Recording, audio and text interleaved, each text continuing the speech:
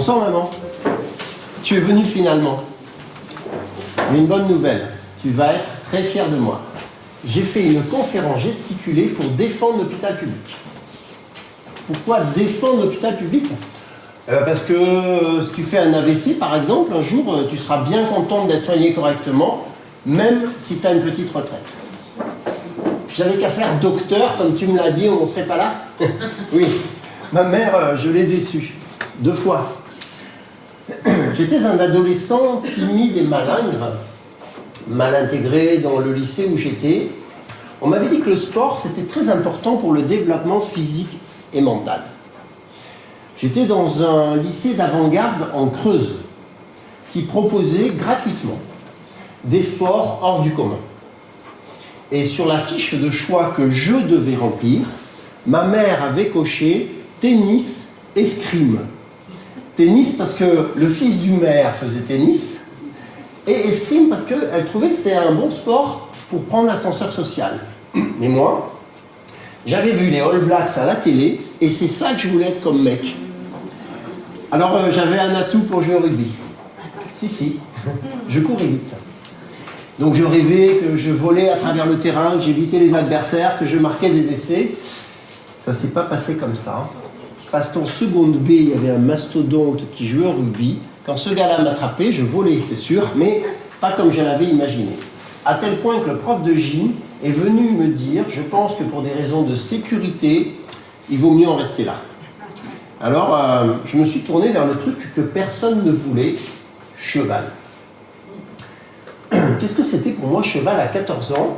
C'était le cavalier surgi lors de la nuit, qui court vers l'aventure au galop. Son nom, il le signe à la pointe de l'épée d'un Z qui veut dire Zorro. Et j'arrive donc à ma première leçon avec Zorro en tête qui galope à fond dans la nuit. Ça ne s'est pas non plus passé comme ça, parce que dès que le cheval a fait un pas, j'ai été terrorisé. Le moniteur n'a pas arrêté, je ne suis pas tombé, enfin pas cette fois-là. Et heureusement, parce que quelque chose en moi m'a dit que ma place était là, sur ce cheval. Alors, j'ai pas fait tennis. Bon, je ne suis pas devenu docteur non plus. J'ai essayé. Vous savez ce que c'est, les injonctions maternelles? C'est pas toujours facile de s'en libérer. J'ai donc fait une année de médecine, mais ma copine de l'époque m'a largué au tout début de l'année, et j'ai mis une année entière à en trouver une autre, qui m'a largué 4 mois plus tard. Maman, arrête de m'interrompre, je ne vais jamais y arriver. Mais pendant cette année-là, quelque chose en moi m'a dit que c'est ça que je voulais faire, soigner les gens. Et je suis donc devenu infirmier. Infirmier en réanimation d'abord, là où on sauve les vies, hein, le cavalier surgit lors de la nuit.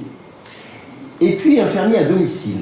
Bon alors à domicile, on ne sauve pas des vies, mais on aide les gens à passer une période difficile de leur vie. Et puis je suis devenu cadre infirmier dans un service d'urgence. Le cadre infirmier, c'est lui qui s'occupe de l'équipe paramédicale.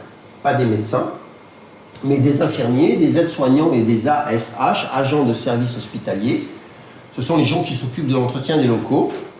Ils organisent leur emploi du temps pour qu'il y ait toujours assez de monde pour soigner les gens.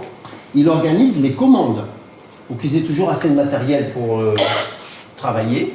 Et puis, il est le lien entre l'institution, la direction et l'équipe. Je vous le fais en temps réel.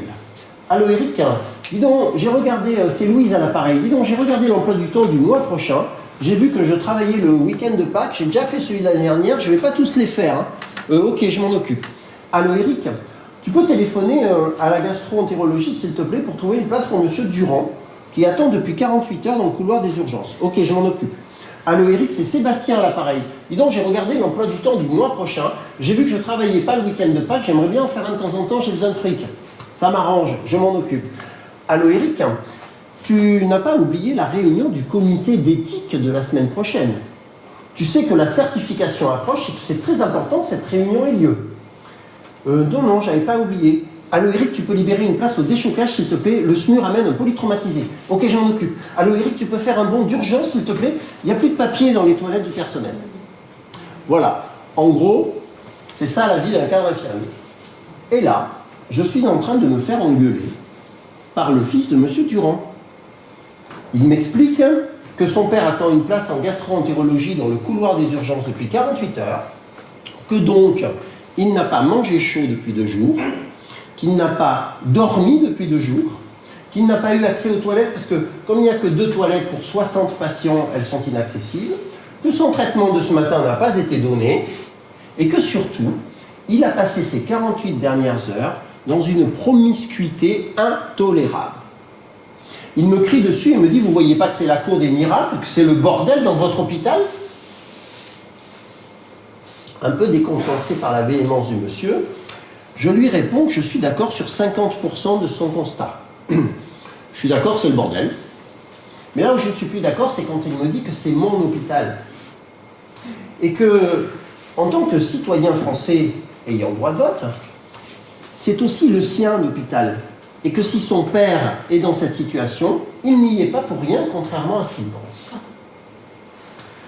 Le monsieur s'énerve et s'en va. Je débauche. Je me dis quand même, comment ça se fait que les urgences sont débordées à ce point-là? Tu sais pourquoi, toi, maman? Les gens viennent aux urgences pour rien. François Braun, qui a été urgentiste et ministre de la Santé, il a dit que c'était pas vrai, ça. Enfin, il a dit que c'était pas vrai avant d'être ministre de la Santé. En tout cas, les gens abusent du système. Mais qui c'est qui t'a dit ça? BFM. Alors maman, je t'ai déjà dit, BFM, il va falloir arrêter parce que cet AVC, tu vas finir par le faire. Moi, j'ai choisi de travailler à l'hôpital public. Pourquoi? Parce qu'il est censé soigner tout le monde de la même manière. Le SDF, le notable, le riche, le pauvre, et de mettre à la disposition de tous ces gens-là tous les moyens techniques et humains dont ils disposent. Il y a 20 ans, quand j'ai commencé à travailler dans ce service d'urgence, qui a 16 places, on n'avait jamais plus de 16 malades à la fois. On pouvait s'occuper d'eux correctement. Le polytraumatisé, la tentative de suicide. On faisait des projets, on remettait nos pratiques en cause. Plus de rapidité pour le polytraumatisé, plus d'empathie pour la tentative de suicide ou l'alcoolique chronique. Les gens passaient 3-4 heures dans le service, et puis, en attendant qu'on fasse un diagnostic, et puis ils montaient dans les étages où ils rentraient chez eux. Et puis quand on avait plus de 16 malades, c'est-à-dire 4 malades dans le couloir par exemple, on criait au scandale. On appelait le directeur de garde, on lui disait « il faut arrêter de fermer des lits, on ne pourra plus s'occuper des gens correctement ». 20 ans plus tard, quand on a 10 malades dans le couloir le matin, on dit c'est calme aujourd'hui. On monte à des pics de 50, 60, 70 patients présents pour 16 places. Les gens passent 3, 4 jours, parfois dans le service en attendant une place dans les étages. Et nous, on est écrasés, hébétés, blasés par cette charge de travail. Et pendant que je suis en train de me faire engueuler par le fils de M. Durand, qu'est-ce qu'on a devant les yeux? La cour des miracles, effectivement. Juste devant nous, un monsieur âgé est attaché sur son brancard. Il tire sur ses contentions jusqu'à saigner, en disant « Aidez-moi, aidez-moi, aidez-moi ». Juste à côté de lui, une jeune femme. Un médecin est en train de l'examiner. Il lui demande la date de ses dernières règles, si elle va à la selle régulièrement, si ses selles sont plutôt molles ou plutôt dures, si ça la brûle quand elle urine ou si ses urines sentent mauvais. La jeune femme répond aussi discrètement que possible, mais tous ses voisins entendent ses réponses. Juste à côté d'elle, M. Durand essaye d'uriner aussi discrètement que possible dans l'urinal que l'aide-soignante vient de lui donner, parce que comme il n'y a que 2 toilettes pour 60 patients, elles sont inaccessibles. Juste à côté de lui, une dame âgée, seins nus, assise sur son brancard. Chaque soignant qui passe à côté d'elle lui remet sa chemise d'hôpital, mais elle la retire systématiquement. Et puis, à perte de vue, des patients nus sous leur chemise d'hôpital, allongés sur des brancards ou sur des fauteuils à touche-touche. Vous imaginez? Non, vous n'imaginez pas. Vous n'imaginez pas parce que tant que vous ne l'avez pas vu ou vécu, vous ne pouvez pas l'imaginer. Alors, Comment ça se fait qu'on en est arrivé là? Nous, le premier système de santé mondial aux yeux de l'OMS. Vous savez qu'on a été le premier système de santé mondial aux yeux de l'OMS en 2000. En 2020, on est à la 16e place, juste devant l'Italie. Comment ça se fait qu'on a régressé de la première à la 16e place dans un pays qui devient de plus en plus riche? Il n'y a pas un problème? Alors on entend les médias dire oui, mais la santé coûte trop cher.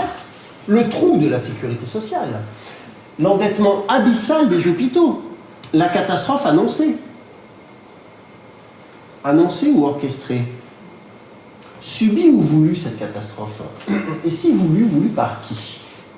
Est-ce que par hasard, l'État français ne serait pas en train d'essayer de torpiller l'hôpital public comme il torpille les autres services publics? Parce qu'enfin, il a le mode d'emploi. Les libéraux l'ont rédigé noir sur blanc. Pour casser un service public, il suffit de couper son financement. Les choses vont se dégrader à tel point que les usagers eux-mêmes vont demander à changer de système. Est-ce que c'est pas ça qui serait en train de se passer? Est-ce que tu sais qui paye ta retraite maintenant? Non, c'est le régime général de la sécurité sociale. Est-ce que tu sais que c'est grâce à un ministre communiste qu'on a une sécurité sociale? Ça t'étonnerait, mais pourtant c'est vrai. En 1945, Ambroise Croizat, ministre de Gaulle, a imaginé qu'on pourrait mettre salariés et patrons de l'argent dans un pot commun tous les mois pour faire face à l'infortune, c'est-à-dire pour aider ceux qui ne peuvent pas travailler à subsister dignement. On cotiserait selon nos moyens et on recevrait selon nos besoins. Un truc basé sur la solidarité. Solidarité est un gros mot pour les États libéraux. Oui, eux, leur mot fétiche, c'est compétition, chacun pour soi. Qu'est-ce qu'elle paye, cette sécurité sociale? Si vous avez besoin d'aller voir le médecin, c'est dans ce pot commun qu'on prendra l'argent de la consultation pour vous le rembourser. Si vous êtes hospitalisé, c'est dans ce pot commun qu'on prendra le coût de votre hospitalisation pour vous le rembourser. Si vous êtes en arrêt maladie, c'est dans ce pot commun qu'on prendra votre salaire pour vous le donner pendant que vous ne pouvez pas travailler. Elle va payer tout ce qui concerne les arrêts, les accidents de travail. Si vous fondez une famille et que vous avez besoin d'argent, c'est dans ce pot commun qu'on prendra les allocations familiales pour vous les donner. Et enfin, quand vous serez trop vieux pour travailler, c'est dans ce pot commun qu'on prendra votre salaire de retraité. Pas mal, hein? Pas mal du tout comme système. Alors, combien ça représente d'argent tout ça? Eh bien, tous les mois, salariés et patrons, on met la moitié de notre salaire dans ce pot commun avant qu'on nous le donne. Juste avant le Covid, ça représentait 470 milliards d'euros par an. Qui gère cet argent? C'est là que ça se complique. En 1945, quand Ambroise Croizat a créé le régime général de la sécurité sociale, il voulait que cet argent soit géré par les salariés. De Gaulle n'a pas été d'accord. Ils sont tombés d'accord sur les gestionnaires de l'argent de la sécurité sociale seront pour 75% d'entre eux les salariés par l'intermédiaire des syndicats et 25% d'entre eux le patronat. Comment, maman? C'était pas raisonnable de laisser autant d'argent à gérer par des gens qui n'ont pas fait l'ENA. Pourtant, ils se débrouillaient bien avant que l'État ne leur mette des bâtons dans les roues. Oui, parce que l'État n'a jamais pu supporter ça. Et va mettre tout en œuvre pour récupérer la main sur cet argent. Premier coup de boutoir. 1967. Le gouvernement va dire 75-25, c'est pas bien équilibré ça. On va mettre en place la parité, 50-50. 50 salariés, 50% de salariés, 50% de patrons. Bon, les gens ont dit, bah ouais, c'est logique, 50-50. Sauf que comme il y a toujours un syndicat du côté des patronats, les salariés ont perdu la majorité sur la gestion de l'argent de la sécurité sociale. Deuxième coup de boutoir, 1983. Pierre Bérégovoy, Premier ministre de François Mitterrand, qui se disait de gauche. Pierre Bérégovoy va, pour faire plaisir au patronat, décréter qu'on n'augmentera plus les cotisations salariales et patronales. Si la sécurité sociale a besoin d'argent, on trouvera une autre solution. Il va bloquer les cotisations. Troisième coup de boutoir, 1996, Alain Juppé invente la loi de financement de la sécurité sociale. À partir de cette année-là, c'est le gouvernement, par l'intermédiaire du Parlement, qui décide, qui prend les décisions en matière de gestion de l'argent de la sécurité sociale. Comment on le répartit? Plutôt sur la maladie, plutôt sur les allocs, plutôt sur la retraite? À qui on le donne, cet argent? Plutôt au public ou plutôt au privé? Parce qu'il y a un truc que les hôpitaux publics n'ont pas, ce sont des actionnaires. Vous savez ce sur qui repose le capitalisme. 2008, crise financière. La sécurité sociale a besoin d'argent pour faire face à cette crise financière. Comme on ne peut pas augmenter les cotisations, le gouvernement va dire à la Sécu, emprunter sur les marchés financiers. La sécurité sociale va faire ça. Elle va faire un emprunt sur les marchés financiers et depuis cette année-là, on rembourse cet emprunt, capital et intérêt. 70 milliards d'euros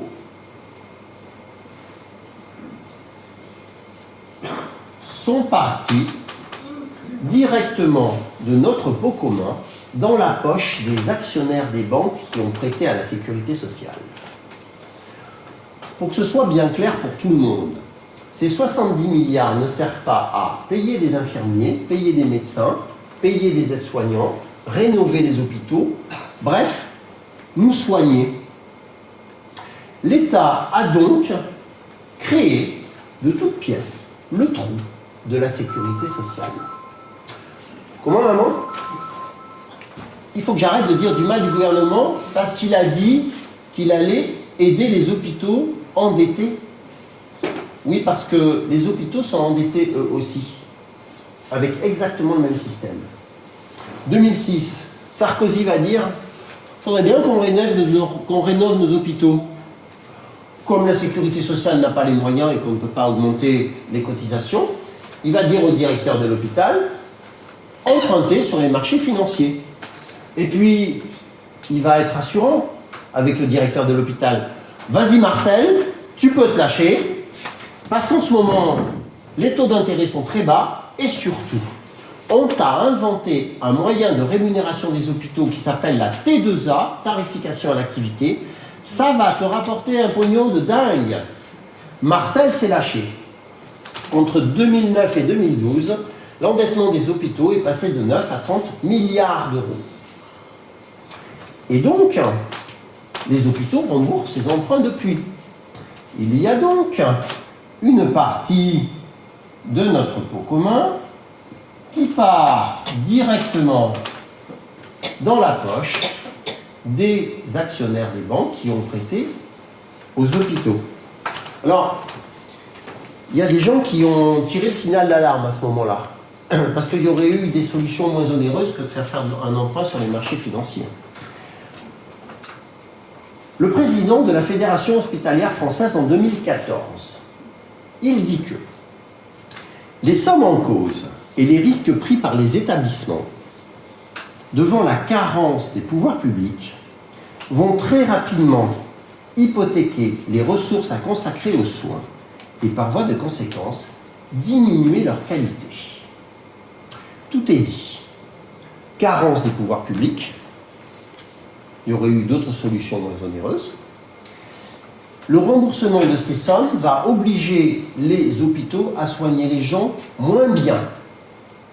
Personne ne pourra dire qu'il n'était pas au courant. Je vais vous faire rire un peu parce que en 2014, le président de la Fédération hospitalière française, il s'appelle Frédéric Valletoux. Ça vous dit quelque chose, ce nom-là? Non? C'est fou, hein? C'est notre ministre délégué de la Santé, là, en ce moment, Frédéric Valletoux. Eh oui.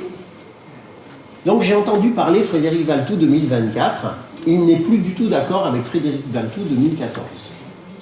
Je ne sais pas qui a dit, je n'arrive plus à retrouver qui a dit, pour avoir de l'éthique en politique, il suffit de ne pas avoir de mémoire. Mais l'histoire ne s'arrête pas là. Le directeur de l'hôpital, il va emprunter à une banque privée qui prêtait à l'époque, classiquement aux collectivités locales, qui s'appelle Dexia. Ils auraient dû se méfier parce que le patron de Dexia s'appelait Pierre Richard. Et Pierre Richard, il a eu la folie des grandeurs. Il a acheté des emprunts toxiques aux États-Unis juste avant la crise des subprimes et il a coulé la baraque. Alors, je vous rassure, je vous sens inquiet là.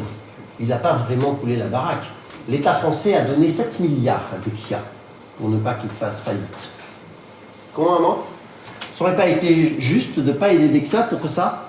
On avait déjà aidé la Société Générale et le Crédit Lyonnais. Oui, mais... Et ils ont dit à BFM qu'on ne pouvait pas laisser une banque faire faillite, c'était trop grave. Je croyais que les banques prenaient des risques, moi. Enfin, ces 7 milliards, en tout cas, ils auraient peut-être été plus utiles à l'hôpital. Et donc, les hôpitaux, depuis, remboursent ces emprunts toxiques. Il y a donc une part supplémentaire de notre pot commun qui part directement dans la poche des actionnaires qui ont prêté aux banques des hôpitaux. Alors, ces remboursements d'hôpitaux, comme le disait Frédéric Valtou en 2014, coûtent tellement cher aux hôpitaux qu'il y en a qui ne peuvent plus fonctionner. C'est arrivé à un très grand hôpital en France en 2022. Le directeur de l'hôpital, « Au secours, je ne m'en sors plus, venez m'aider !» Et là, on lui envoie le cavalier surgit lors de la nuit. Pas Zorro, la directrice de l'ARS. Alors Marcel, qu'est-ce qui se passe? T'arrives plus à gérer ton hôpital? T'aurais pas fait trop d'emprunts par hasard? C'est nous qui t'avons obligé à les faire? Ça commence pas bien cet entretien, Marcel. Moi, je suis pas venu en ennemi. Je suis venu pour te donner de l'argent pour renflouer ton hôpital. Bon, bien sûr, il va y avoir des contreparties. Alors, on a regardé, sur ta masse salariale, tu vas devoir gagner 90 postes. Alors, en langage ARS, gagner 90 postes, ça veut dire les perdre. Et puis, tu vois, quand quelqu'un quittera ton hôpital, parce qu'il part à la retraite ou qu'il démissionne, tu attendras 3 mois pour le remplacer. Comme ça, tu feras des économies sur son salaire. Et puis, tu vois, ton hôpital, il est disséminé dans toute la ville, là. Alors, on va mettre de l'argent pour faire des travaux. Pour rassembler les activités, ça sera plus facile à manager. Au passage, on a regardé, on va fermer quelques lits. On pas grand-chose, 19 lits de gastro-entérologie, puis 13 lits de médecine. Comment? Ça pose un problème, la gastro-entérologie, parce qu'il y a déjà un malade qui est mort aux urgences, faute de soins, en attente de lit en gastro. Marcel, l'important, c'est d'équilibrer le budget, on est d'accord. Bon ben voilà. Et puis, alors, il va falloir que tu augmentes l'activité de ton hôpital de 5%, sans embaucher de personnel, bien sûr. Comment il fait un hôpital pour augmenter son activité de 5%? Il y a bien la police qui donne un coup de main pendant les manifestations pour augmenter l'activité des hôpitaux. Elle fait ce qu'elle peut, la pauvre, hein, mais ça ne suffit pas. Il va falloir que le directeur de l'hôpital exige des médecins qu'ils diminuent la DMS des patients, c'est-à-dire la durée moyenne de séjour, c'est-à-dire qu'ils les fassent sortir plus tôt. La directrice de l'ARS et Marcel, le directeur de cet hôpital, vont signer ce qu'ils vont appeler un contrat avenir ambitieux. Alors, le jour de la signature, les journalistes étaient invités, mais ils n'avaient pas le droit de poser des questions, ils ne pouvaient faire que des photos. Pourquoi? Parce que la directrice de l'ARS et le directeur de l'hôpital auraient bien voulu que les termes de cet accord restent secrets. Que la population, qui a le droit de vote, ne soit pas informée de ce qu'ils avaient décidé. Juste pour vous expliquer pour qui se prennent ces gens-là, et surtout, pour qui ils nous prennent. Le gouvernement, l'État et les gouvernements ont donc mis les hôpitaux dans une situation financière qu'ils savaient qu'ils ne pourraient pas assumer. Comment? Il faut que j'arrête de dire du mal du gouvernement. Toi, quand tu as un emprunt, tu fais des économies sur le reste pour le rembourser. L'hôpital n'a qu'à faire pareil. Ben, c'est ce qu'il fait. Enfin, c'est ce qu'on l'oblige à faire. Avec l'ONDAM, Objectif national des dépenses d'assurance maladie. Comment vous expliquer ça? tous les ans,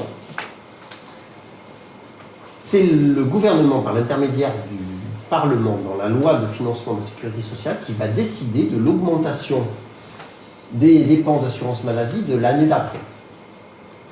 Ces dépenses d'assurance maladie, si on les laissait augmenter naturellement, elles augmenteraient en gros de 5%.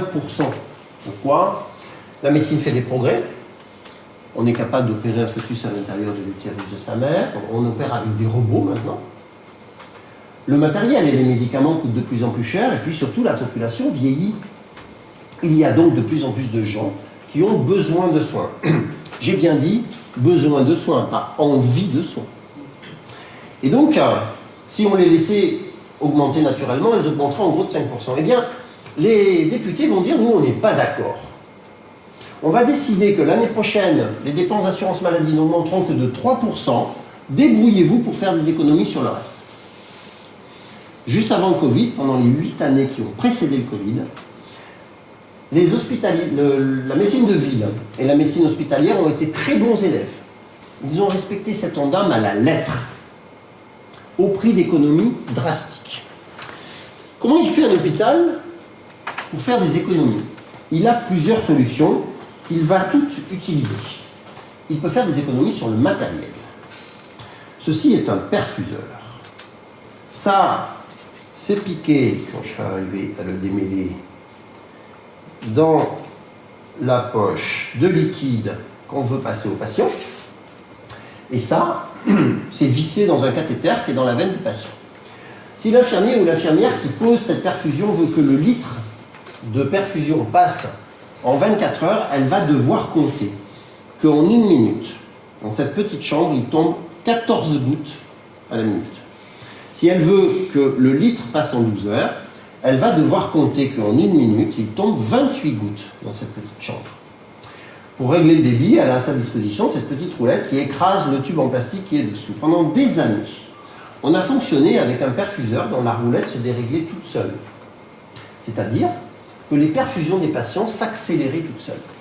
On appelle le pharmacien, on lui dit il y a un problème de sécurité des patients, il faut nous changer ce truc. Et là, il nous répond pas possible.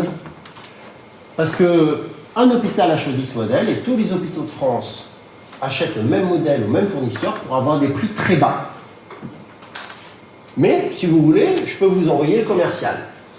Le gars arrive, propre sur lui, c'est quand même pas compliqué. L'infirmière qui a posé la perfusion, elle n'a qu'à revenir une demi-heure plus tard, vérifier que le débit ne s'est pas déréglé, puis elle le règle. Et puis, après, elle revient 1 heure plus tard, vérifier que le débit ne s'est pas déréglé, puis si elle s'est déréglée, elle le règle. Une infirmière dans un service, elle va avoir 14 patients à sa charge, tous perfusés. Une infirmière dans un service d'urgence, elle pose en gros 25 à 30 perfusions dans l'après-midi.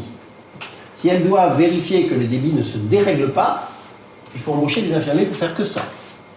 Imaginez, Airbus a besoin de faire des économies. Ils achètent une pompe à huile qui lubrifie le moteur de l'appareil en vol qui se déraille toute seule. Le commercial propre sur lui, c'est quand même pas compliqué. Le pilote, il n'a qu'à quitter son poste de pilotage, venir vérifier que la pompe ne s'est pas déréglée, et puis si elle s'est déréglée, ben, il la règle. Vous y montez, vous, dans l'avion?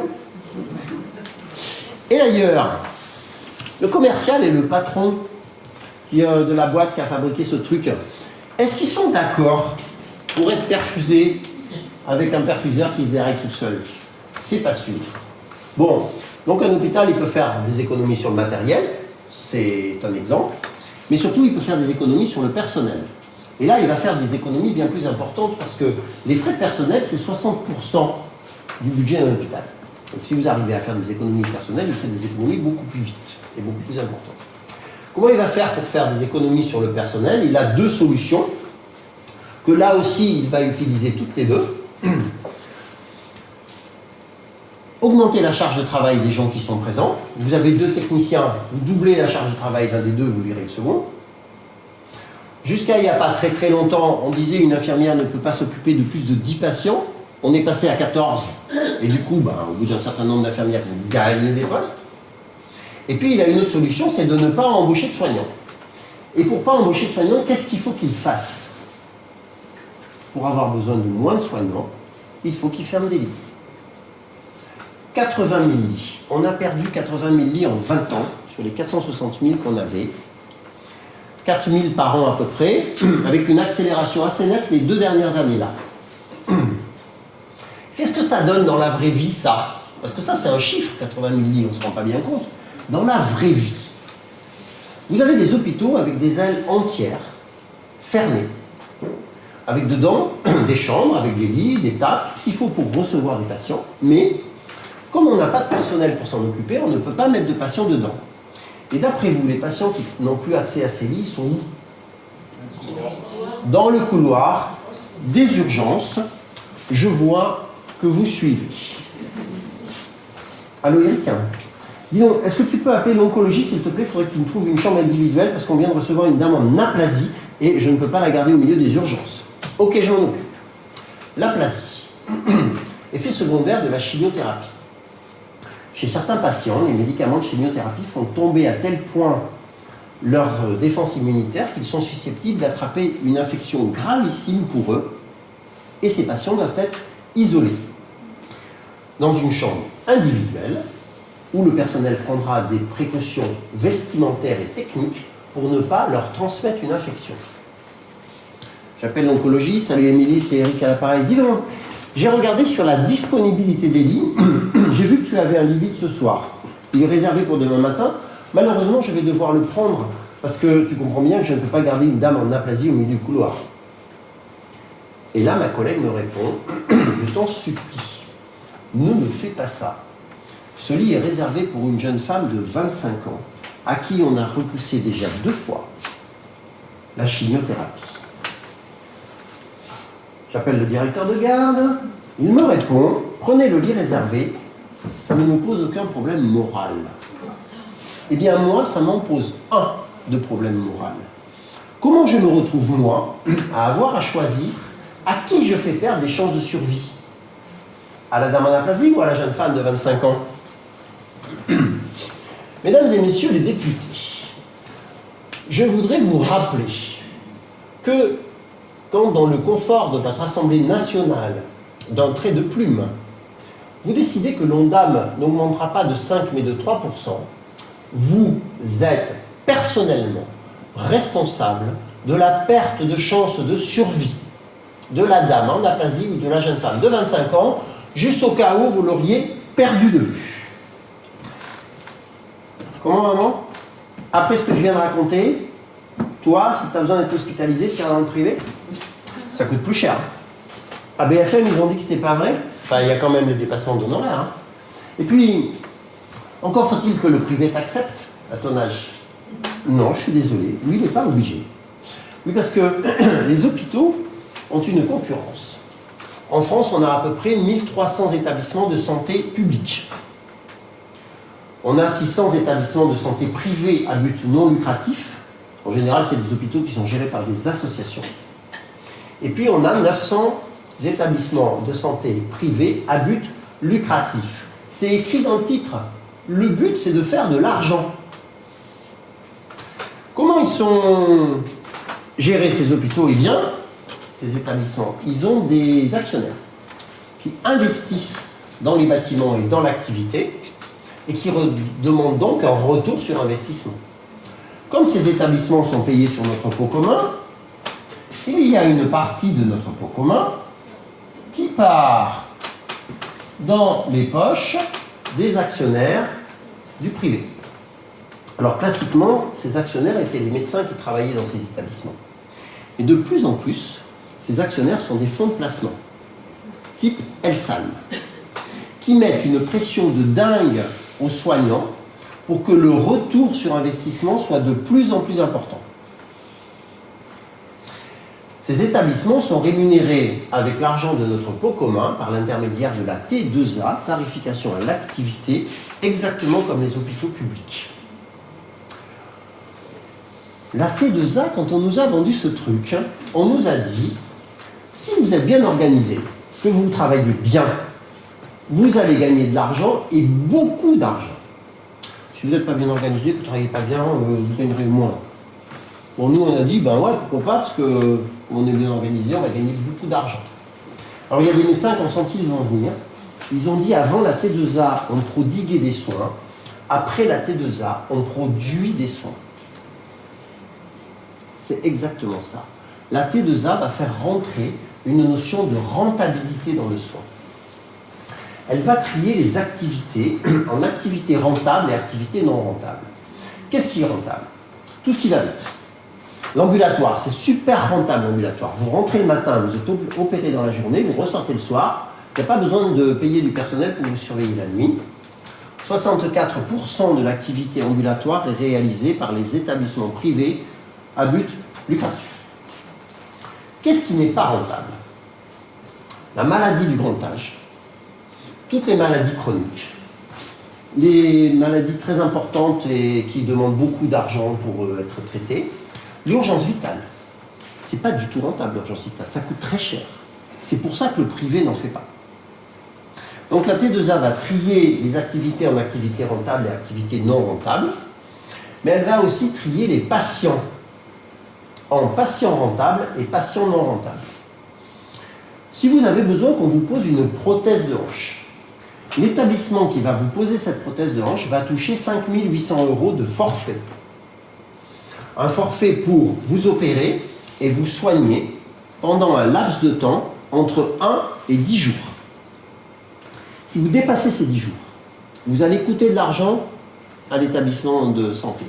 Par contre, si vous sortez au bout de 4 jours, que vous êtes remplacé par un autre patient qui va à son tour rapporter 5 800 €, qui va lui aussi sortir au bout de 4 jours, qui sera remplacé par un troisième patient qui va rapporter 5 800 €, là où un établissement au bout de 12 jours aura perdu de l'argent, l'autre aura gagné 3 fois 5 800 €.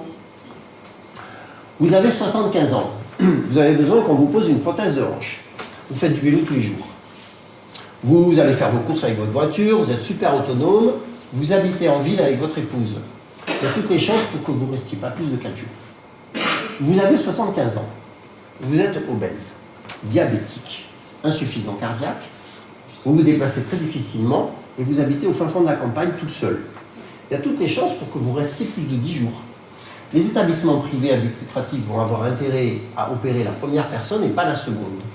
Et ils vont pouvoir le faire. Pourquoi? Parce que eux, ils ne sont pas obligés de soigner tous les gens qui se présentent à eux. Ils peuvent switcher vers l'hôpital tous les patients qu'ils estiment ne pas être rentables. Du coup, l'hôpital public, les hôpitaux privés vont se retrouver à gérer tous les patients et toutes les activités rentables. Et l'hôpital public va se retrouver à gérer toutes les activités et les patients non rentables. Et le gouvernement va venir le lui reprocher. Il va reprocher à l'hôpital public d'être en déficit.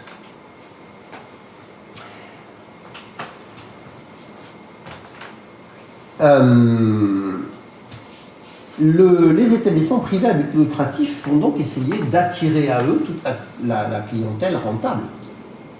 Et le gouvernement va essayer de pousser vers les établissements privés toute l'activité rentable. Il faut qu'on fasse des travaux aux urgences. On a 16 box, 40 malades tous les jours dans le couloir. L'ARS nous dit, allez-y, dessinez-nous le service des urgences de vos rêves. Bon, nous, on est plutôt raisonnable. On demande de passer à 32 box. L'ARS nous renvoie le projet. Non. Avec notre logiciel d'IQ, avec le nombre d'entrées que vous avez par jour, 9 box seraient suffisants. Vous avez bien entendu. Là où on leur demande de doubler le nombre de box, ils nous proposent de le diviser par 2. On s'énerve, on leur dit on a 40 patients dans le couloir tous les jours, comment voulez-vous qu'on y arrive?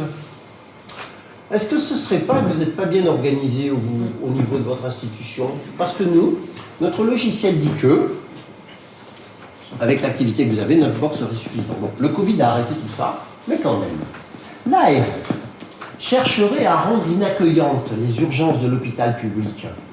Est-ce qu'elle s'y prendrait autrement? La loi Rist. Est-ce que ça vous dit quelque chose, la loi Rist? Non? Il y a une loi qui est passée inaperçue, visiblement, en mai 23. Comme grâce au numerus clausus, on a une pénurie de médecins, il y en a beaucoup qui travaillent en intérim. Et comme ils ne sont pas assez nombreux pour répondre à la demande, ils demandent à être payés cher. La loi Harris dit que on ne peut plus payer à partir de mai 23 un médecin plus de 1 300 € pour 24 heures de garde dans le public. Le privé fait ce qu'il veut. D'après vous, les gars, ils sont allés travailler là où ça paye moins bien ou là où ça paye mieux? Alors, il y a des médecins qui ont dit, attention, si on fait ça, on va devoir fermer des services qui fonctionnent classiquement avec des intérimaires, services de soins de suite et de réadaptation et services d'urgence. Ben, on y est, hein. Regardez la télé, écoutez la radio, lisez les journaux, tous les jours. Dans au moins un média, on parle d'un service d'urgence fermé. L'appel au 15, c'est pas mal l'appel au 15. Vous savez que dans certains services d'urgence, ils sont en train d'essayer de le mettre sur toute la France. Vous devez appeler le 15 avant de vous présenter aux urgences. Le médecin que vous appelez quand vous appelez le 15, c'est un employé du service public. Qu'est-ce qu'il a, lui, devant lui? Il a des urgences du service public surchargées et puis des établissements privés, dont certains ont des services d'urgence. Qu'est-ce qu'il va faire?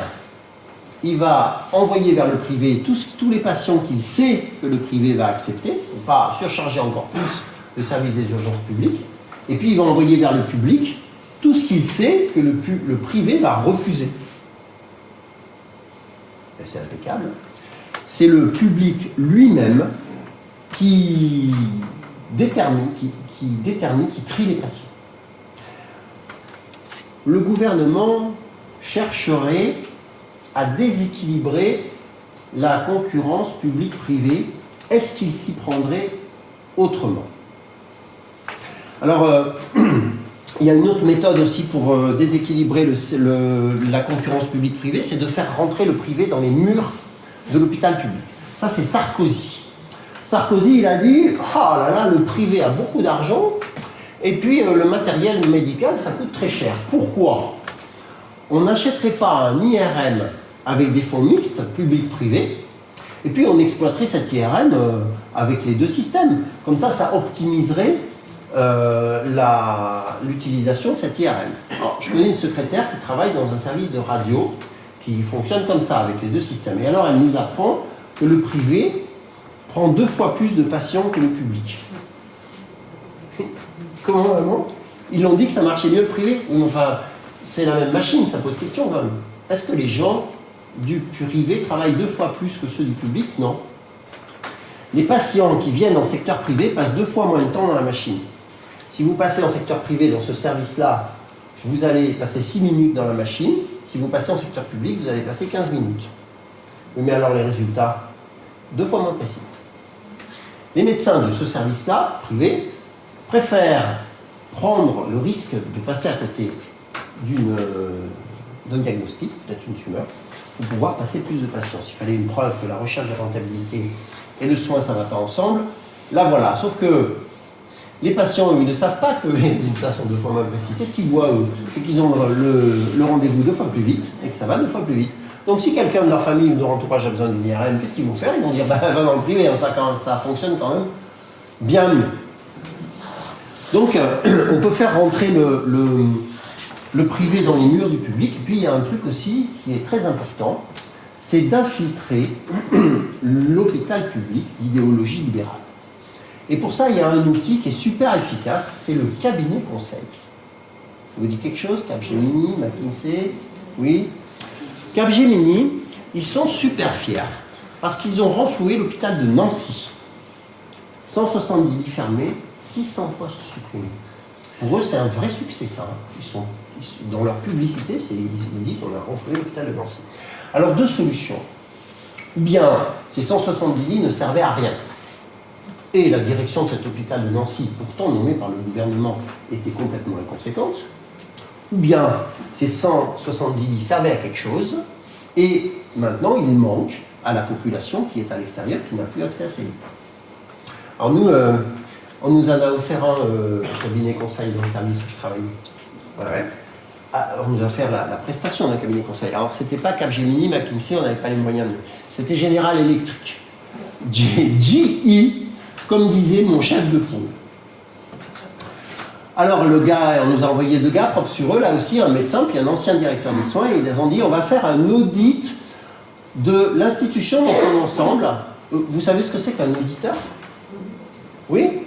Pour moi, c'est un gars que vous payez pour regarder votre montre et vous donner l'heure. Parce qu'en fait, quand il trouve un problème, l'auditeur, vous le connaissez le problème généralement, c'est juste que vous n'avez pas eu les moyens de le... on ne vous a pas donné les moyens de le régler. Donc, on va faire un audit de l'institution dans son ensemble, ça va nous permettre de mettre en place des lean process pour augmenter le flux patient et diminuer le stock patient, dans l'objectif de diminuer le temps de passage des patients qui est actuellement de 5 heures à 2h30 dans 6 mois. Il suffit de se challenger. Alors on nous a enfermés dans une pièce pendant 48 heures. Et puis on a fait un... Ah, le nom m'échappe, comment ça s'appelle masturbation intellectuelle en anglais? Un brainstorming, merci. Et donc le gars, il a écrit, pour qu'une équipe soit efficace, il faut que, allez-y, écrivez sur un post-it sans réfléchir, ça c'était pas dur, le premier mot qui vous vient en tête. Donc on a fait ça, on a écrit sur notre post-it, et puis on est venu coller notre post-it sur le paperboard.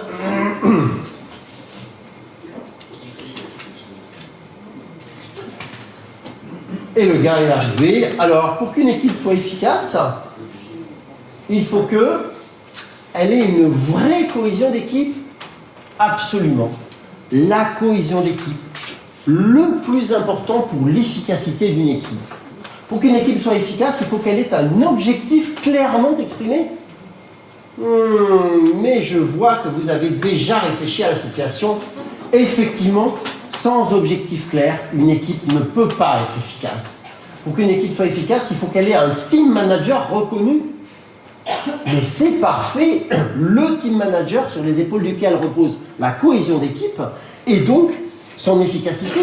Pour qu'une équipe soit efficace, il faut qu'elle soit corporate. Mais absolument, une équipe à fond dans les objectifs de l'institution. Je sens qu'on va bien travailler avec ce groupe. Vous êtes déjà dans l'esprit du new management. Et enfin, pour qu'une équipe soit efficace, il faut qu'elle soit assez nombreuse. Qui est-ce qui a écrit ça? Eric. Eric, je suis désolé, il va falloir que tu demandes à ta direction de t'offrir un coaching. Oui, parce qu'il faut que tu revoies ton paradigme managérial. Oui, parce que le critère de nombre pour l'efficacité d'une équipe, c'est has-been, hein, c'est un peu ringard, je ne juge pas. 7 heures. 6 mois plus tard, on était à 7 heures de temps de passage des patients aux urgences. Je vous rassure, je vous sens inquiet à nouveau. Ils ont été payés quand même. Oui, parce qu'eux, ils ne sont pas obligés d'atteindre leurs objectifs. Les hôpitaux de Lyon ont laissé en 8 ans 11,8 millions d'euros en cabinet conseil. En 8 ans, 11,8 millions d'euros. Alors, les cabinets conseils ont infiltré d'idéologie libérale la totalité de l'administration hospitalière française et la totalité de l'administration française tout court jusqu'au sommet de l'État. Et ça nous coûte un pognon de dingue. Allô, Eric, tu peux libérer une place au déchocage, s'il te plaît, on nous amène un défenestré. Un jeune homme a sauté par la fenêtre pour mettre fin à ses jours. Il est polytraumatisé. Le SAMU va envoyer un médecin du SMUR auprès de ce patient et ce médecin va ramener le patient à l'hôpital. Je vais aller informer l'équipe, mais ils n'ont pas besoin de moi. Tout est déjà organisé. La banque du sang, c'est que elle va devoir donner des culots sanguins pour transfuser ce patient. Peut-être que les culots sanguins sont déjà dans la salle d'accueil des urgences vitales. Le réanimateur qui va essayer de stabiliser ce patient est déjà dans la salle d'accueil des urgences vitales, avec l'équipe paramédicale à préparer le matériel dont ils auront besoin pour être efficace à la seconde. Le scanner, c'est que quand le réanimateur aura stabilisé le patient, il devra libérer une plage immédiatement pour faire le bilan des lésions. Le bloc opératoire, c'est que quand le scanner aura fait le bilan des lésions, il devra libérer une salle d'opération avec une équipe opérationnelle pour opérer ce patient. L'opérer de quoi d'ailleurs? S'il a un traumatisme crânien opérable, le neurochirurgien interviendra dans l'instant. Le chirurgien viscéral est au courant, le chirurgien thoraco-vasculaire est au courant. Toute une chaîne humaine de gens passionnés est organisée pour tenter de sauver la vie de ce jeune homme qui a tenté d'y mettre fin. Allô Eric, tu peux venir avec moi s'il te plaît, il faut qu'on aille voir les parents du petit déchocage, c'est terminé.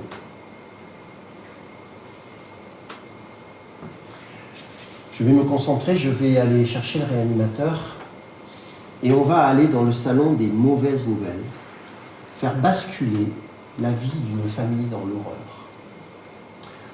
Nous allons aller annoncer à des parents que leur petit garçon de 8 ans vient de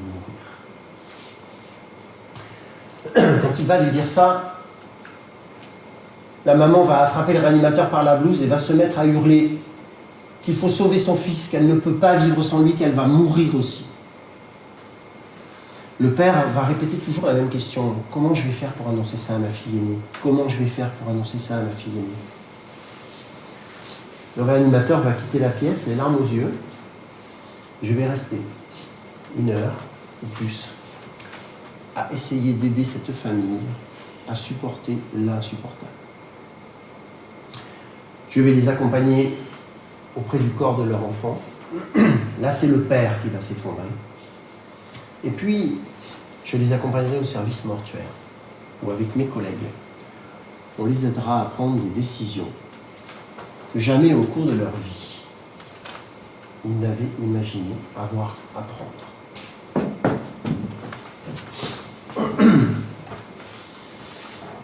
Monsieur le directeur, mesdames et messieurs les députés, monsieur le ministre, votre rentabilité, nous n'en avons que faire.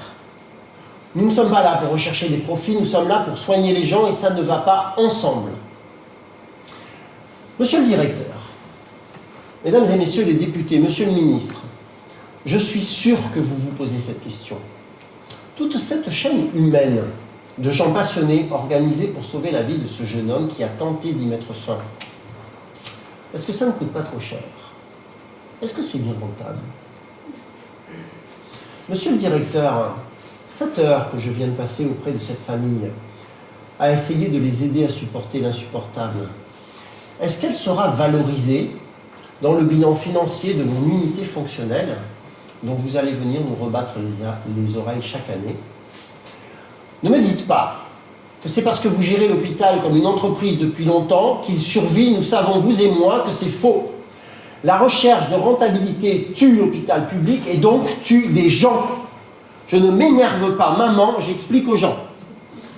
Où est-ce que j'en étais, moi, d'ailleurs? Ah oui. Asphyxier la sécurité sociale en lui faisant faire des emprunts sur les marchés financiers. Asphyxier les hôpitaux en leur faisant faire des emprunts sur les marchés financiers. Diminuer leurs recettes avec l'ONDAM. Déséquilibrer la concurrence publique-privée au profit du privé, infiltrer l'hôpital d'idéologie libérale. Je pense qu'on est pas mal là sur la voie de la destruction de l'hôpital public. Il suffit de faire accepter les choses. Comment vont-ils s'y prendre pour faire accepter les choses?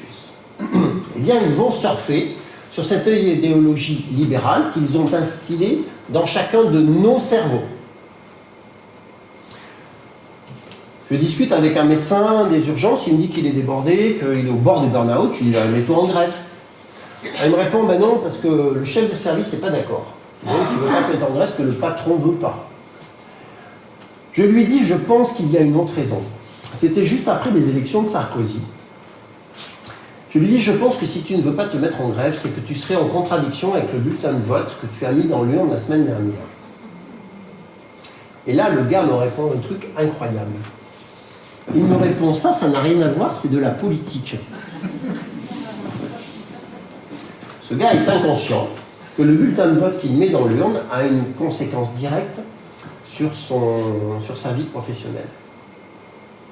J'habite un lotissement. Mon voisin de gauche est à droite. Alors que mon voisin de droite est plutôt à gauche. L'ARS veut fermer l'hôpital local. Avec mon voisin de droite qui est à gauche, on va manifester. Et on y retrouve mon voisin de gauche qui vote à droite. Et on lui dit, qu'est-ce que tu fais là? Puisque voter à droite, c'est voter pour la mort du service public. Et là, lui aussi, il me répond un truc incroyable. Il me dit, ça n'a rien à voir. C'est les fonctionnaires de l'ARS qui font n'importe quoi. Lui, il est inconscient que le bulletin de vote qu'il met dans l'urne a une conséquence directe sur sa vie à lui. Macron se promène dans un hôpital pour expliquer qu'il va tout arranger. Et il tombe sur un neurologue résistant. Le neurologue lui dit, Monsieur le Président, il y a le feu à l'hôpital public. Quand il y a eu le feu à Notre-Dame, vous avez fait ce qu'il faut pour la réparer. Il faut faire pareil avec l'hôpital public. Bon, Macron l'enfume pendant 2 minutes, sans jeu de mots, quand même,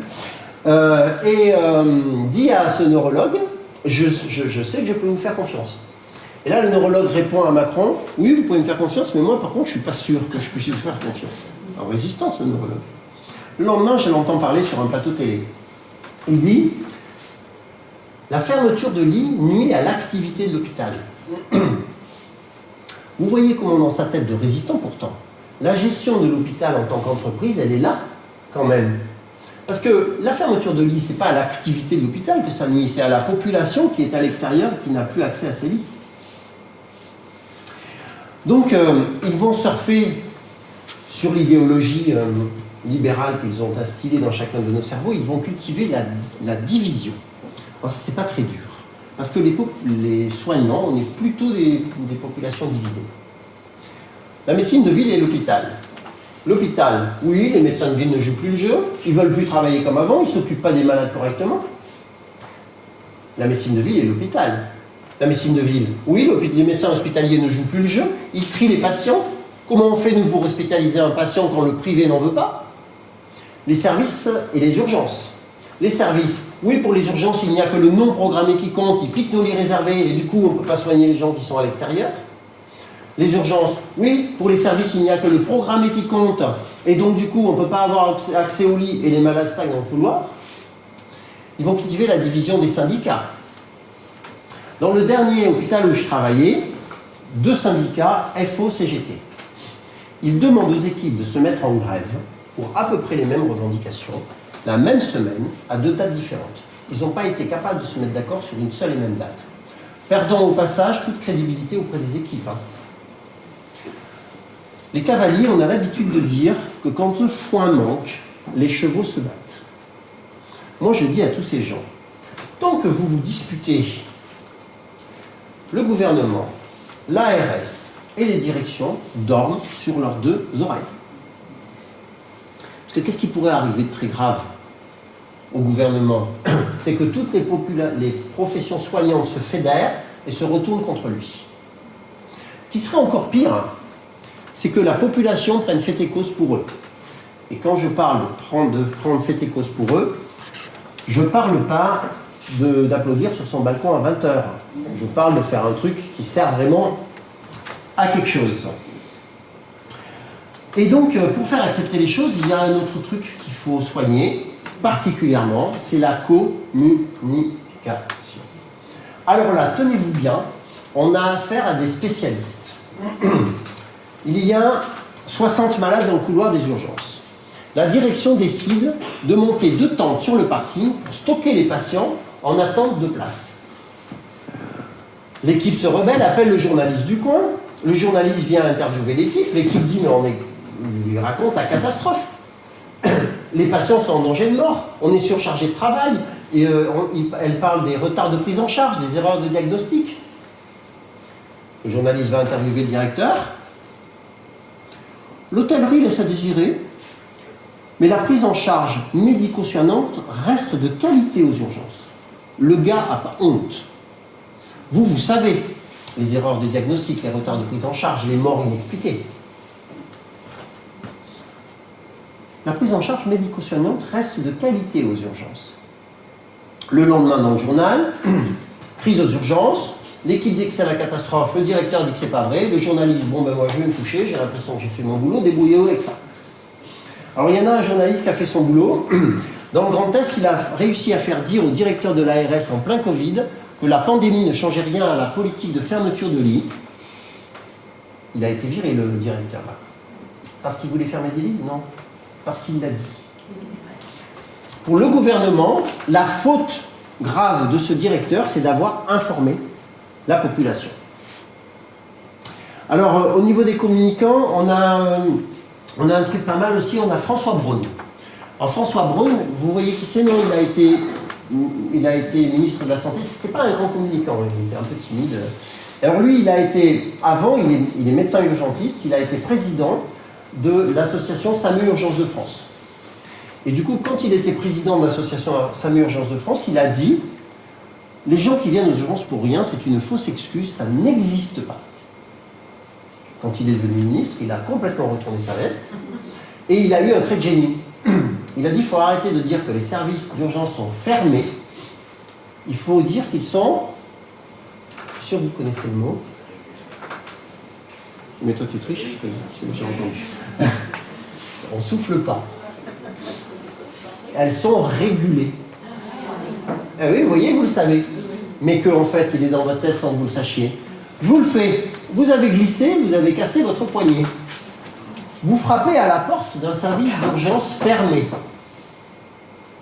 La porte ne s'ouvre pas. Sur la porte, il y a écrit « Rendez-vous à l'hôpital le plus proche ». L'hôpital auquel je pense, c'est 45 minutes de route. Vous avez glissé. Vous avez fracturé votre poignet. Vous frappez à la porte d'un service d'urgence régulé. La porte ne s'ouvre pas. Sur la porte, il y a écrit « Appelez le 15 ». Vous appelez le 15, il vous dit « Rendez-vous à l'hôpital le plus proche, 45 minutes de route ». Vous voyez la différence? Vous ne voyez pas la différence si vous avez le poignet cassé. Par contre, si vous êtes dans votre canapé, devant votre télé, vous voyez bien que ce n'est pas la même chose, un service d'urgence fermé et un service d'urgence régulé.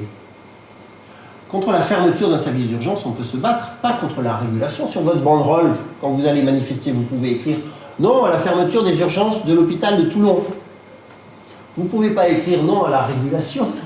Il n'y aura personne à votre manif. Ils vont dire « Bah oui, pourtant, c'est bien la régulation, pourquoi il est contre ?» Vous voyez que selon qu'on appelle une chose d'une manière ou d'une autre, on peut se battre contre elle ou pas. Alors au niveau des communicants, je ne résiste pas à l'envie de vous lire une déclaration d'un de nos plus grands communicants. Concentrez-vous, hein, c'est important. Pendant le Covid, c'est en mars 2020, la santé gratuite, sans condition de parcours ou de profession, notre État-providence ne sont pas des coûts ou des charges, mais des biens précieux, indispensables quand le destin frappe. Ce que révèle cette pandémie, c'est qu'il est des biens et des services qui doivent être placés en dehors des lois du marché. Discours de gauche. Oh ben si, discours de gauche. Oh ben si, la santé gratuite, sans distinction, et puis des services qui doivent être maintenus en dehors des lois du marché. Macron. Quel manipulateur celui-là. Mais si Macron, vous savez bien, le gars du en même temps. Il est capable en même temps de tenir un discours de gauche et de faire fermer 5700 lits la même année. Alors vous pouvez me dire, Eric, t'exagères, t'as un peu de mauvaise foi quand même, c'est pas Macron qui les ferme les lits. Hein. Non, il a des complices. Les ministres, les députés et l'ARS. Tous ces gens sont d'accord pour que la population soit soignée moins bien. Alors vous allez me dire, mais dans les hôpitaux, il n'y en a pas d'autres, des neurologues, il n'y a pas des résistants un peu? Alors si, il y en a des résistants qu'il va falloir faire taire. Il y a 60 patients dans le couloir des urgences, l'équipe se rebelle. La direction crée une réunion avec tout le staff, directeur général adjoint, directeur des ressources humaines, coordonnateur général des soins, directrice des soins, tous les cadres des urgences, toute l'équipe des urgences, tous les médecins des urgences. Le directeur. Mesdames et messieurs, nous sommes réunis aujourd'hui à la suite de votre courrier qui, croyez-le bien, a retenu toute notre attention. Nous sommes donc venus, mes collègues et moi, pour que vous nous exposiez le problème des urgences. Je tiens à introduire cette réunion en disant que chacun doit pouvoir parler en toute liberté et sans crainte. Et d'ailleurs, je vous donne la parole. Le chef de service prend la parole. Monsieur le directeur, vous n'êtes pas sans savoir que la situation des urgences actuellement est un peu compliquée. Nous vous remercions d'ailleurs d'avoir annoncé avant-hier l'ouverture de 8 lits de gériatrie qui vont contribuer vraiment à désengorger les urgences.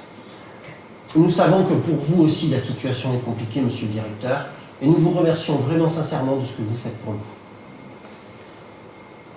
Une infirmière prend la parole.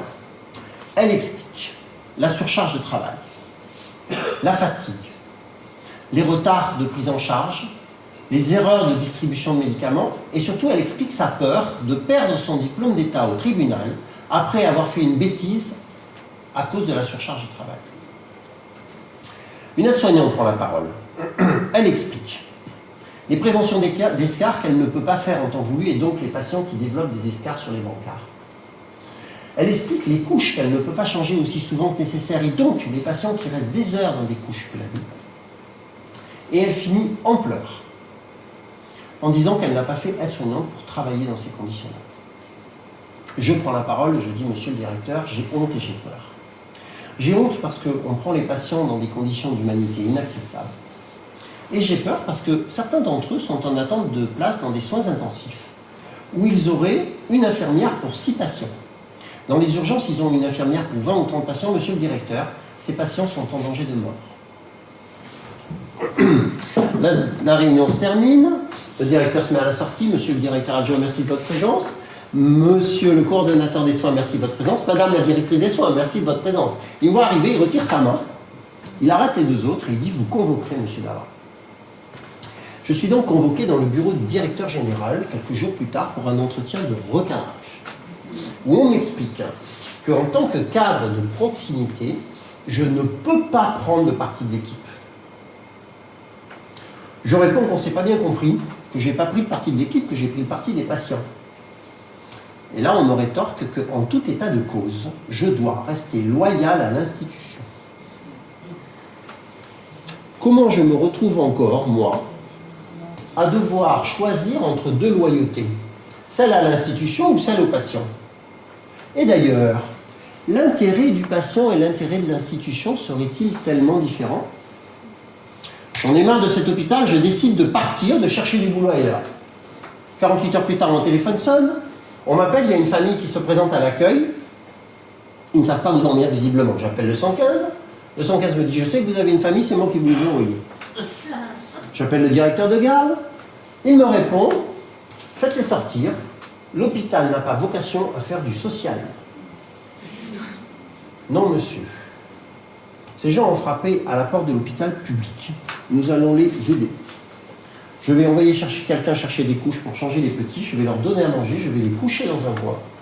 Et demain, je les confierai à notre assistant social, qui, je le sais, mettra tout en œuvre pour leur trouver une solution. Si vous voulez les faire sortir, venez vous-même. Il n'est pas venu, j'en ai marre de cet hôpital, je décide de rester.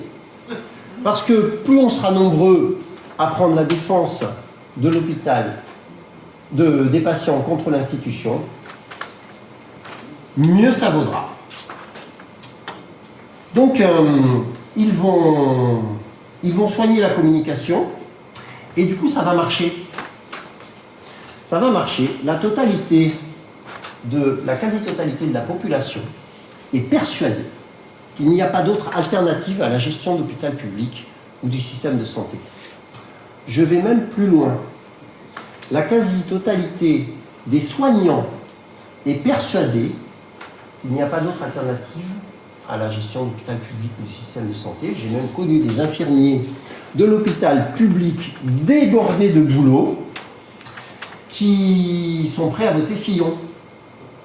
C'est-à-dire prêts à voter pour un gars qui dit qu'il y a 500 000 fonctionnaires en trop en France, dont 100 000 dans la fonction publique hospitalière. J'aimerais bien savoir comment ils arrivent à nous persuader que c'est bon pour nous de scier la branche sur laquelle on est assis. Comment, maman? Le service des urgences à côté de chez toi va fermer. Le week-end, ils n'ont plus de soignants. Ben, ça ne m'étonne pas, parce que comme ça fait 30 ans qu'ils dégradent les conditions de travail, on ne trouve plus de gens pour faire ces boulots-là. Hein. C'est pas ça le problème. Les jeunes ne veulent plus travailler. Émilie est infirmière en chirurgie. Elle a 14 patients à sa charge cet après-midi-là. Elle a commencé son poste à 13h30, elle finira à 21h30. Pour faire ça, elle a, pour l'aider, 2 collègues aides-soignantes. Sur les 14 patients, 4 d'entre eux sont là depuis plusieurs jours, ont été opérés avant et ont besoin encore de soins. 5 d'entre eux vont sortir chez eux et seront remplacés par un patient des urgences et 4 patients qui passent par les admissions. Et les 5 restants ont été opérés aujourd'hui et vont revenir au fur et à mesure dans leur chambre, au fur et à mesure après qu'ils soient passés en salle d'opération puis en salle de réveil. Sur les 4 patients qui ont encore besoin de soins, Émilie va devoir mettre en place des thérapeutiques prescrites par les médecins.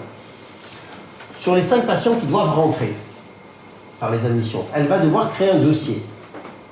Comment ils s'appellent? Quel est leur nom? Quel est leur prénom? Est-ce qu'ils sont mariés, pas mariés? Quelles sont leurs habitudes de vie? Est-ce qu'ils sont allergiques à quelque chose? Pour quelle raison qu'est-ce qu'on va faire comme opération? Pour quelle raison est-ce qu'ils rentrent? De quel côté doit-on les opérer? Elle va devoir sécuriser le dossier pour éviter un accident. Sur les patients qui vont revenir du bloc opératoire, elle va devoir vérifier leurs paramètres vitaux. C'est-à-dire vérifier qu'elles ne font pas d'incident ou d'accident après l'intervention, mais surtout après l'anesthésie. Émilie et ses 2 collègues ont la vie de ces gens entre leurs mains. Émilie, infirmière en chirurgie, bonjour. Non madame, votre mari n'est pas encore revenu du bloc opératoire, rappelez-moi dans 1 heure. Émilie, infirmière en chirurgie, bonjour. Les urgences, tu veux amener le malade? Ben non, tu peux pas parce que le ménage n'est pas fait. Pourquoi le ménage n'est pas fait? Eh bien parce que avant Émilie, elle avait un ASH, un agent de service hospitalier, qui s'occupait de l'entretien des locaux, qui était affecté à son service. Elle aurait pu lui taper sur l'épaule et lui dire, va faire la chambre numéro 20 d'abord, parce que les urgences ont besoin de monter leur malade pour libérer un brancard pour prendre un malade de l'extérieur. Mais Capgemini est passé par là, ils ont gagné des postes et du coup Émilie, elle a perdu son ASH. Ils sont maintenant rassemblés dans une équipe centralisée qui va attendre que les 5 chambres soient vides pour faire le ménage d'un seul coup. Émilie, infirmière en chirurgie, bonjour. Les admissions, tu veux envoyer un malade? Mais pas de souci, tu peux l'envoyer, je vais le mettre en salle d'attente parce que le ménage n'est pas fait. Émilie, infirmière en chirurgie, bonjour. Le bloc, tu veux renvoyer un patient, mais pas de souci, tu peux le renvoyer, je vais m'en occuper. Ah, une aide-soignante appelle Émilie. Un malade de retour de bloc de ce matin a mouillé son drap et l'aide-soignante ne peut pas le changer toute seule, il faut que Émilie l'aide pour le retourner sans lui faire mal. La deuxième aide-soignante appelle Émilie, il y a un malade qui a du sang dans son drap. Ah oui, elle va vérifier, elle appelle l'interne qui va prescrire une transfusion. Émilie, infirmière en chirurgie, bonjour. Les urgences, ça fait déjà 2 fois que je dis que je ne peux pas prendre le malade et en plus, j'ai une transfusion, donc j'appelle quand je peux le prendre. Émilie, infirmière en chirurgie, bonjour. Oui monsieur, votre époux est rentré du bloc opératoire, je l'ai déjà vu, tout va bien. Ah, le sang arrive. Émilie doit se concentrer parce qu'il faut qu'elle vérifie que le culot sanguin est bien exactement dû. Émilie, infirmière en chirurgie, bonjour, les urgences, ça fait déjà 3 fois que je dis que je ne peux pas prendre le malade parce que j'ai une transfusion. Émilie, infirmière en chirurgie, bonjour, la pharmacie. Ma collègue du matin a oublié d'aller chercher la morphine, pas de souci. Dès que j'ai 5 minutes dans l'après-midi, je vais venir la chercher. Elle doit vérifier que le culot sanguin est exactement du même groupe que le patient parce que sinon il risque de faire un accident transfusionnel. Et puis, quand elle aura posé la transfusion, il va falloir qu'elle reste 15 minutes montre en main auprès du patient pour vérifier qu'il ne fait pas un accident transfusionnel. Oh, elle a oublié l'antibiotique de la chambre du 20 de 16 heures. Elle court à la salle de soins préparer la perfusion, elle va vite essayer pour la poser. Oh non, la perfusion de base est encore passée 2 fois plus vite que prévu. Encore ce maudit perfuseur qui s'est déréglé tout seul. Elle sort en courant. Elle entend du bruit derrière elle, les urgences ne pouvaient plus attendre, ils ont monté le patient, elle a 2 patients des admissions pas vus, une transfusion en cours, le patient des urgences qu'elle va devoir voir, un patient retour de bloc qu'elle n'a pas vu. Elle va finir son poste à 21h30, épuisée. Elle est contente, Émilie, parce que demain, elle va demander à Corinne de venir la remplacer. On est mercredi. Mercredi dernier, elle a dû revenir sur son repos pour remplacer une collègue malade. Le week-end dernier, elle travaillait. Et du coup, ses parents, ils ont amené son fils à la mer. Mardi prochain, elle sera de nuit. Et du coup, elle dormira le mercredi. Donc demain, elle a demandé à Corinne de venir faire son matin. Et comme ça, elle pourra acheter des croissants et prendre le petit déjeuner au lit avec son fils comme il aime bien faire. Il débauche, elle monte dans sa voiture, elle allume la radio. Macron dit que les 35 heures, il n'y a plus qu'à l'hôpital qu'elles sont en vigueur et qu'il va falloir remettre ça en cause parce que c'est à cause de ça que l'hôpital est désorganisé. Elle passe prendre son fils, elle le couche, elle se couche. Est-ce qu'elle a bien rangé la morphine? Elle se revoit aller à la pharmacie chercher la morphine. la mettre sur la paillasse, mais elle ne se revoit pas la mettre dans le coffre-fort. Elle envoie un texto à sa collègue de nuit qui lui répond immédiatement « Oui, tu as bien rangé la morphine ». Elle éteint à nouveau. Est-ce qu'elle a bien rempli le dossier transfusionnel du patient? Elle finit par s'endormir. C'est le téléphone qui la réveille. Il est 6 h du matin. La cadre de nuit l'appelle et lui demande de revenir travailler parce que, comme Corinne est malade, elle ne peut pas la remplacer. Émilie va accepter. Pourquoi elle va accepter? Parce que c'est comme ça. Elle est infirmière, elle a un contrat moral avec les malades, l'hôpital, et puis surtout, si elle ne vient pas travailler, sa collègue de nuit qui vient de travailler 10 heures ne pourra pas débaucher et va continuer à s'occuper des patients. Elle appelle sa mère qui va venir regarder son fils, elle monte dans sa voiture, elle allume la radio. Un ministre de Macron dit que les 35 heures, il n'y a plus qu'à l'hôpital qu'elles sont en vigueur et qu'il va falloir remettre ça en cause parce que c'est à cause de ça que l'hôpital est désorganisé. Elle embauche, elle tient son poste. En fin de matinée, elle va croiser sa cadre de santé qui va la remercier 10 fois d'avoir accepté de revenir travailler. Et puis pendant qu'elle la tient, elle va lui dire « Est-ce que tu peux rester 1 heure ou 1 heure et demie après la débauche pour participer à une réunion sur la qualité de vie au travail ?» Parce que la certification approche et que l'HAS, Haute Autorité de Santé, exige que la qualité de vie au travail des personnels soit une priorité des institutions. Émilie va refuser. Parce que ça suffit. Maintenant, elle veut voir son fils. Émilie a toutes les chances pour qu'à son entretien annuel d'évaluation, sa cadre de santé, pressée par le système, lui mette en objectif pour l'année prochaine de participer à ces réunions sur la qualité de vie au travail, faute de quoi sa prime de service sera impactée. En langage managérial, impacté, ça veut dire diminuer. Émilie débauche. Elle monte dans sa voiture, elle allume la radio. Un député de Macron dit que les 35 heures, il n'y a plus qu'à l'hôpital qu'elle arrête la radio. Émilie va se mettre à pleurer.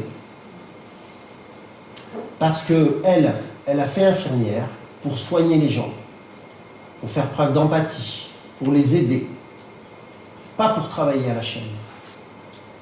Et pour la première fois, Émilie va se demander qu'est-ce que je pourrais bien faire d'autre comme métier.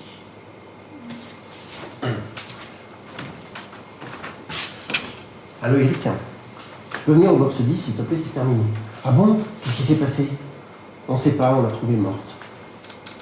Il y a eu un décès au box numéro 10. Le problème, c'est que pour sortir le corps, on doit traverser le couloir bondé de malades. Bon là, vous êtes en train de regarder une conférence gesticulée. Vous vous dites, est-ce que je ne vais pas être en retard à l'apéritif? Si vous êtes nu, sous votre chemise d'hôpital, allongé sur un brancard, en attendant les résultats de votre scanner pour savoir si vous avez le cancer ou non, vous avez un rapport à la mort très légèrement différent. Imaginez.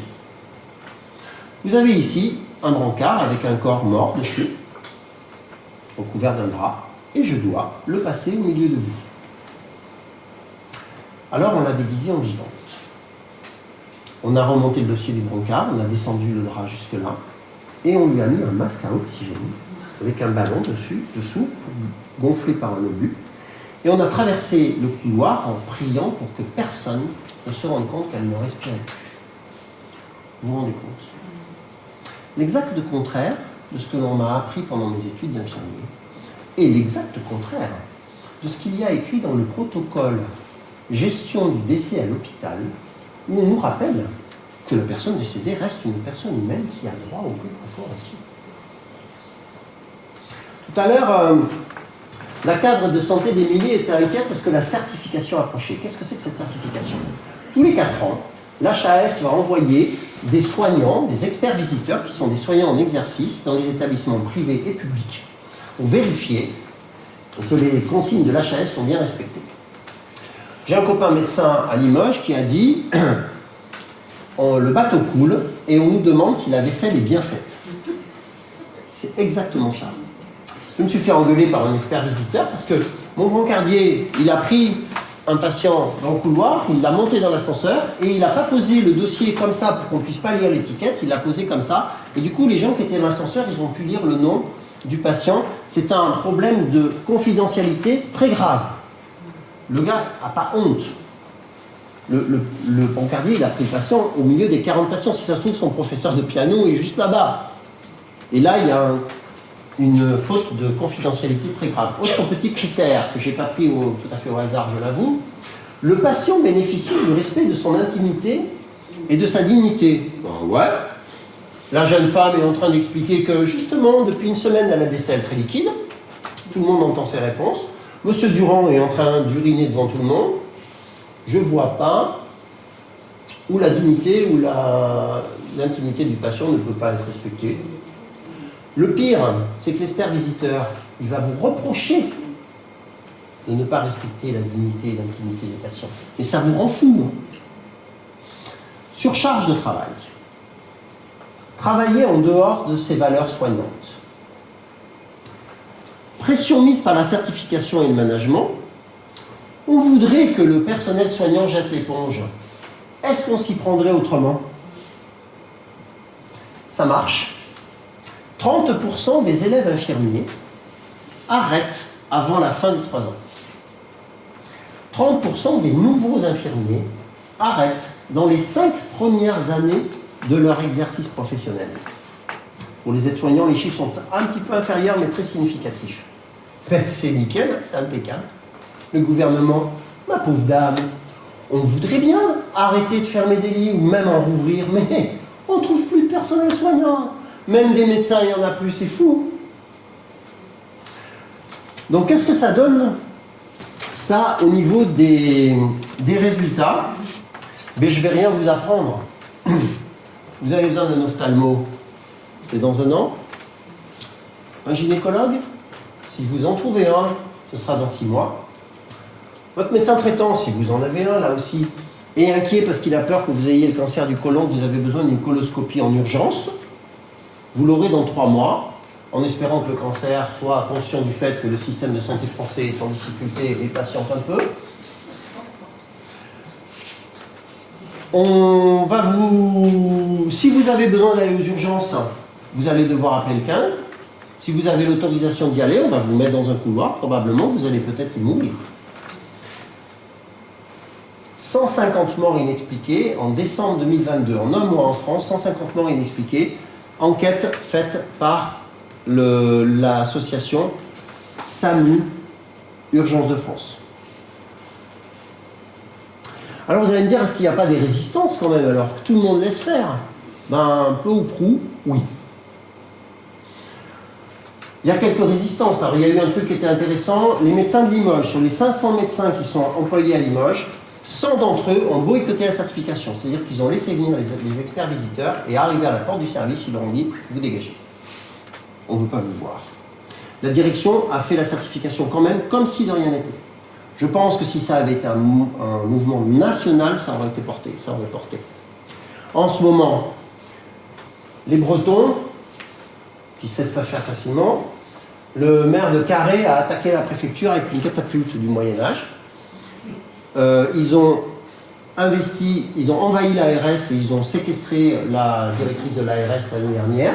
Ils sont au tribunal à cause de ça. Les délégués syndicaux, les maires, tout ça, ils sont au tribunal. 57 maires de la Bretagne ont pris un arrêté municipal enjoignant l'État de mettre en place un plan d'urgence avec 1 000 € d'astreinte par jour.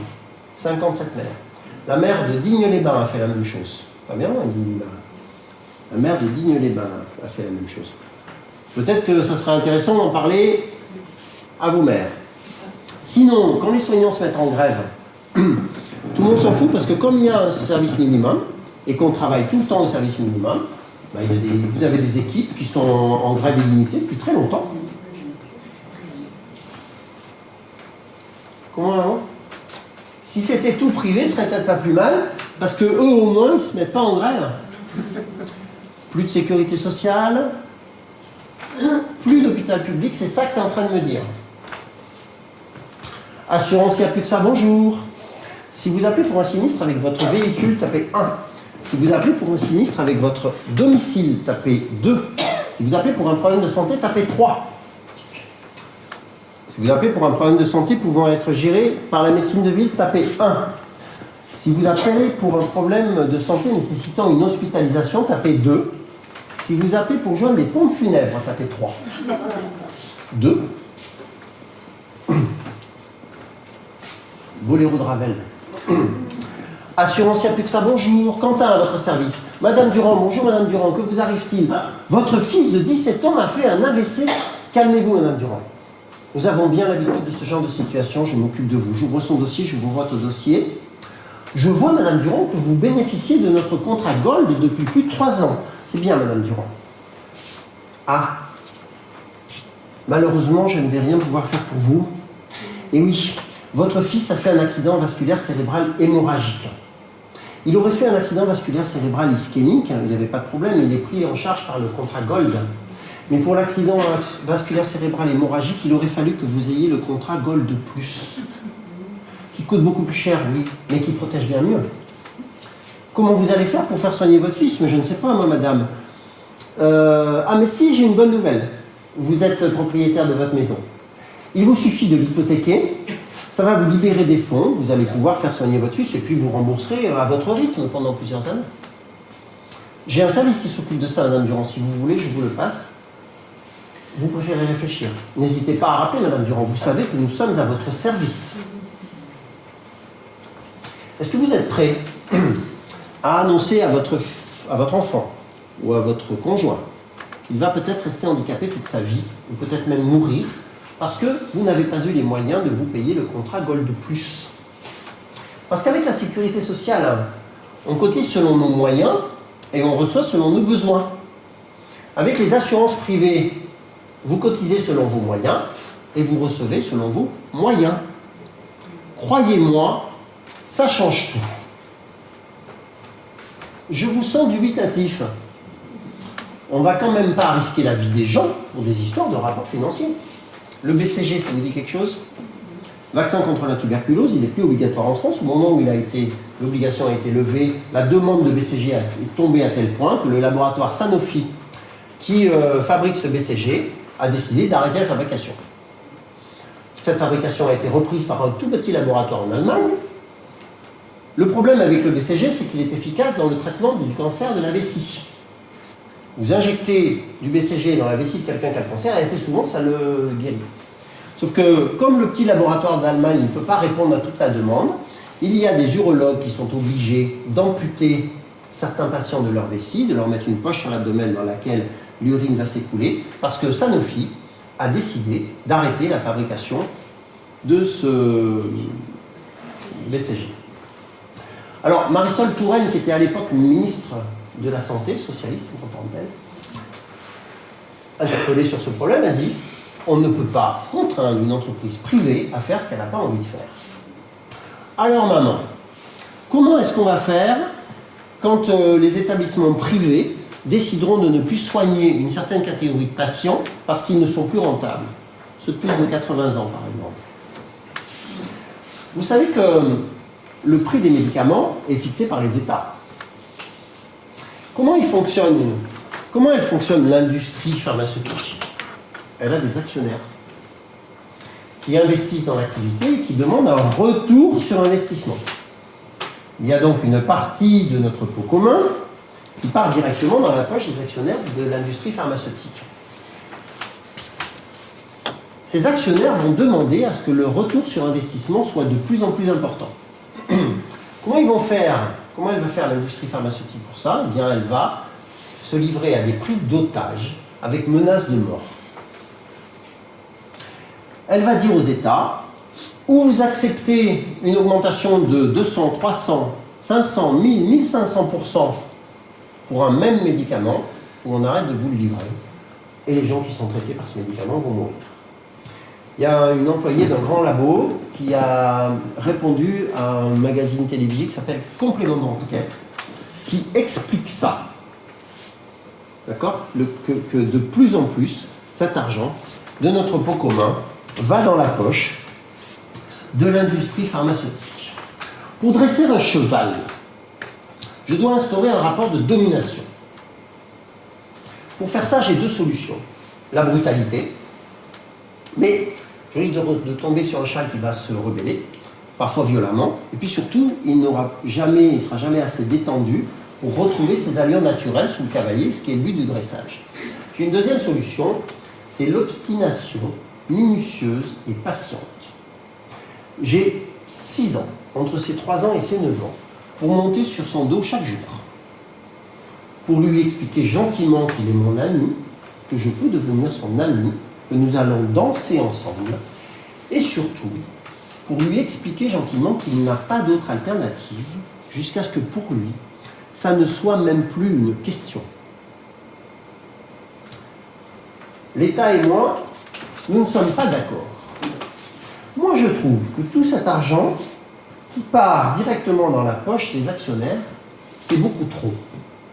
L'État, lui, il trouve que tout cet argent qui ne part pas dans la poche des actionnaires, c'est beaucoup trop, et il va continuer de grignoter l'argent de notre pot commun jusqu'à la mort de l'hôpital public et de la sécurité sociale, soyez-en persuadés.